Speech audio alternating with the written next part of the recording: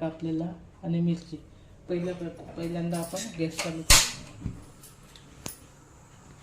2 वाट्या पाणी टाकायचं. पाण्याला चांगली उकळी येऊन द्यायची. चवीपुरती मीठ टाकायचं आणि पाणी उकळून घ्यायचं. हे बघा आता पाण्याला उकळी आलेली आहे. आपण 1 चमचा त्याचं तेल टाकायचं. थोडीशी हळद, थोडंसं जिरं आणि हिंग.